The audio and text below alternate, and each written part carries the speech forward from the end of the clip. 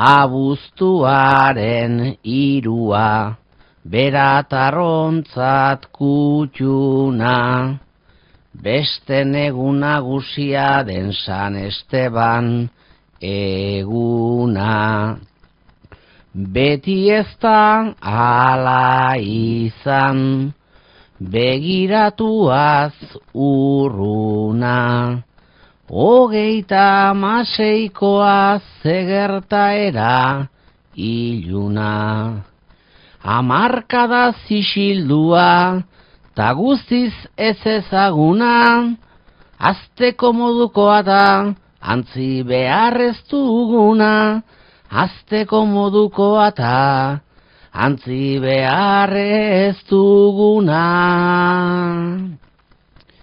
Apenas 15 egun lehenago hasi zen guda, indar frankistak hurbildu ziren bera ingurura. Emakumeak, umeak, edo gorria zen ura, herriko plazara deitu zituzten eta ingura.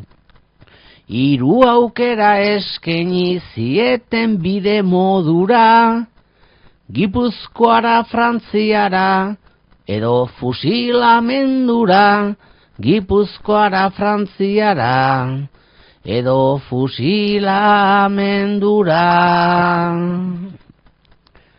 Soltxaga koronelaren agindua nola bare, denek ere egin zuten biziraupenaren alde.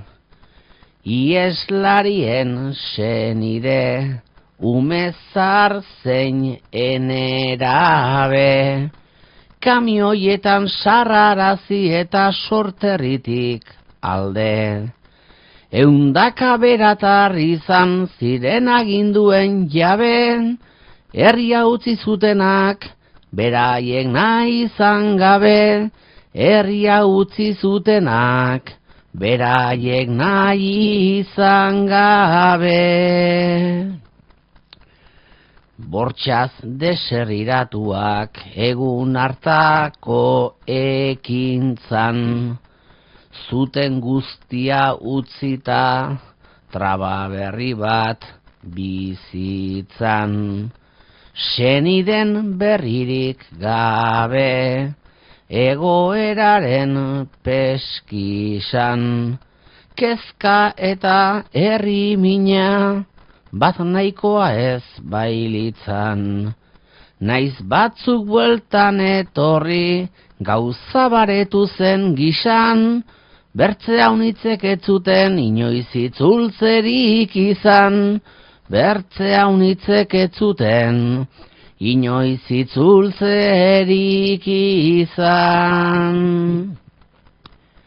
Ta herria militarrek zutelarik okupatu, haien alde egitea gelditu zirenen patu, baina salaketa bidez zabalduz 11 datu, haunitz jazarri zituzten, bertze haunitz fusilatu. 9 hamarkada luze zaizkigu pasatu, ta oraindik barkamenik inork ez die eskatu, ta oraindik barkamenik inork ez die eskatu. Gaizki ikusiak zeudenak, haien ustezko ongian, herria utzi zutenak, sasoi gazteta jorian. Fusilatu zituztenak, argaitzeko arrobian, ta orain atxeden hartu hilerriko hilobian. Galtzaietzat izendatu dituztenak historian, luzaroan bizibitez herritarron memorian, luzaroan bizi bitez, herritarron memorian.